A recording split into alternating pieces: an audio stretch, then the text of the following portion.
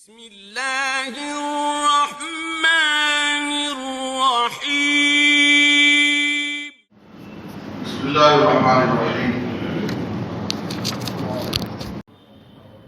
عن انس بن مالک رضی اللہ تعالی عنہ قال قال رسول اللہ صلی اللہ علیہ وسلم لا تقوم الساعة حتى يتقارب الزمان فتكون السنة كالشهر والشهر كالجمعة وتكون الجمعة كاليوم ويكون اليوم كالساعة وتكون الساعة كالزرمة بالنار رواہ الترمذی۔ محترم حضرات، قیامت کی نشانیوں میں ایک نشانی وقت کا بہت تیزی سے گزرنا ہے، اور ہم سب اس بات کو محسوس کر رہے ہیں کہ وقت زمانہ بڑی تیزی سے گزر رہا ہے۔ دیکھتے دیکھتے ہفتہ ختم ہو جاتا ہے، دیکھتے دیکھتے رمضان آ جاتا ہے، اور ہم آپس میں ایک دوسرے کے سامنے اس کا اظہار بھی کرتے ہیں کہ وقت بہت تیزی سے گزر رہا ہے۔ تو نبی صلی اللہ علیہ وسلم نے کہا کہ قیامت اس وقت تک قائم نہیں ہوگی جب تک زمانہ تیزی سے نہ گزرنے لگے۔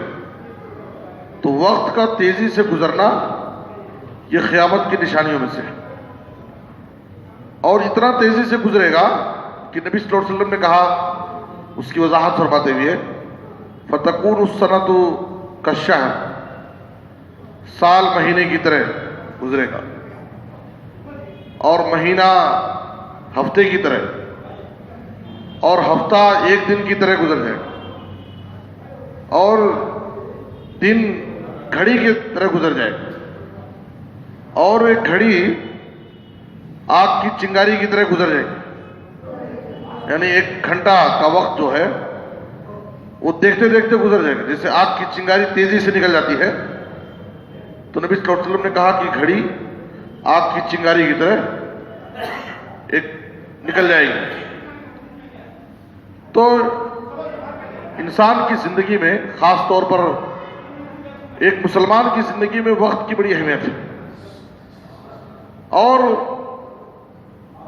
اہل ایمان کو وقت کی اہمیت بتانے کے لیے اللہ تعالیٰ قرآن مجید میں کبھی رات کی قسم کھاتا ہے، کبھی دن کی قسم کھاتا ہے، تو کبھی فجر کے وقت کی قسم کھاتا ہے، تو کبھی عصر کی قسم کھاتا ہے، تو کبھی چاشت کے وقت کی قسم کھاتا ہے۔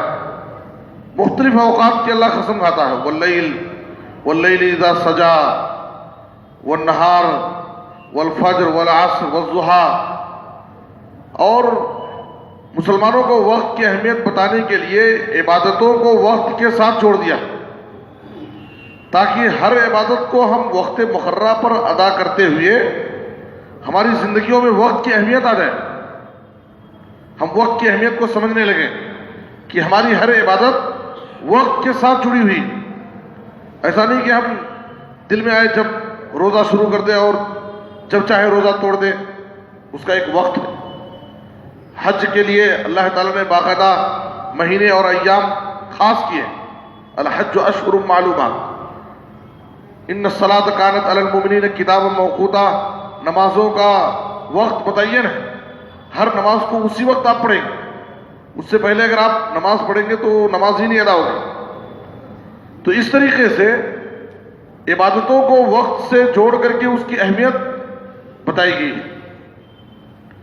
لیکن مسلمانوں کا حال یہ ہے کہ مسلمانوں کو جتنا زیادہ وقت کی اہمیت پر زور دیا گیا ہے اسلام میں، اتنا ہی زیادہ مسلمان وقت کی ناقدری کرتے ہیں، اور خاص طور پر نوجوان اپنا قیمتی وقت سوشل میڈیا پر بہت ضائع کرتے ہیں، ان کے پاس وقت کی اہمیت نہیں ہے، مجلسوں میں بیٹھ کر کے گھنٹوں اپنا وقت ضائع کرتے ہیں،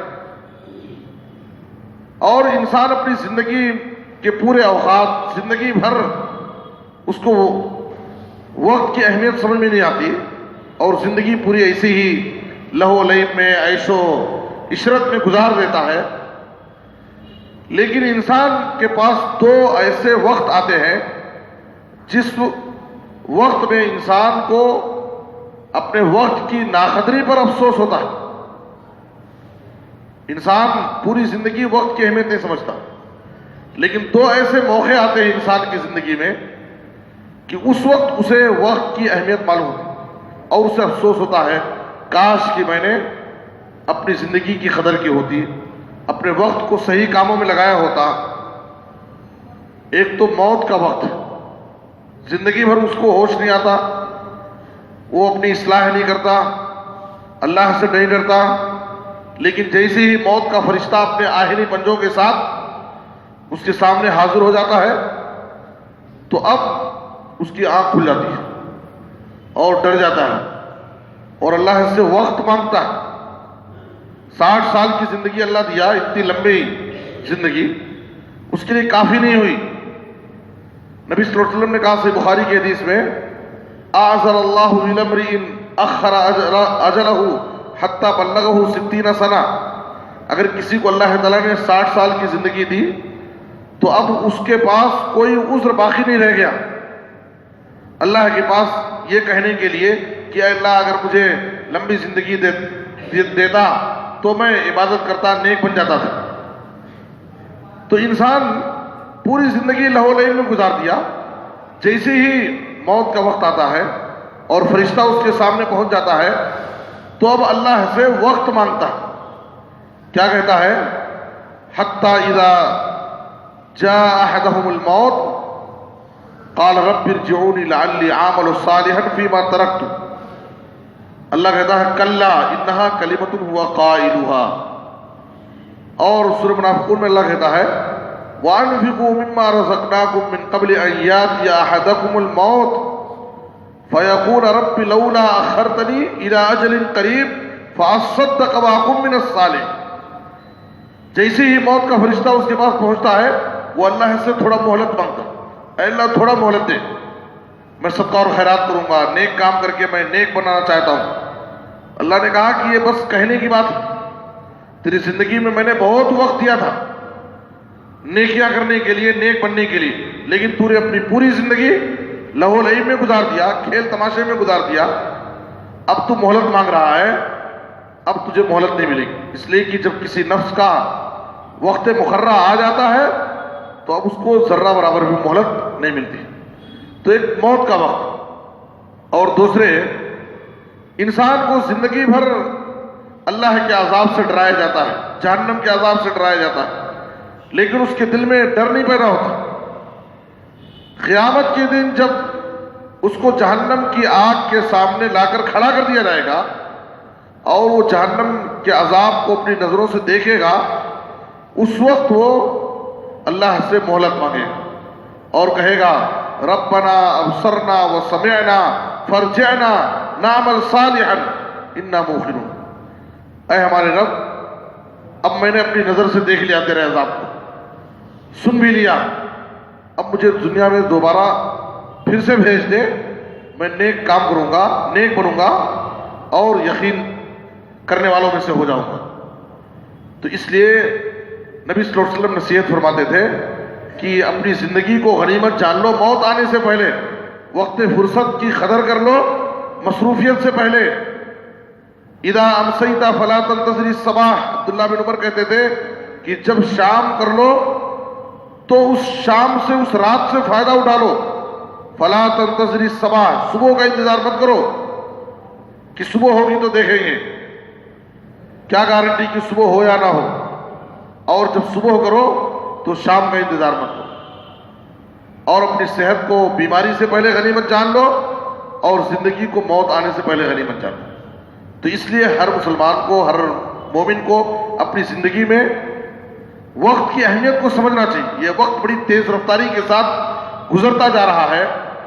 ہر نیا سال آتا ہے اور ہماری زندگی کا ایک سال کم ہو جاتا ہے. ہم اپنی خبر سے، اپنی موت سے ایک سال اور قریب ہو جاتے ہیں اور ہمیں احساس نہیں ہوتا ہے.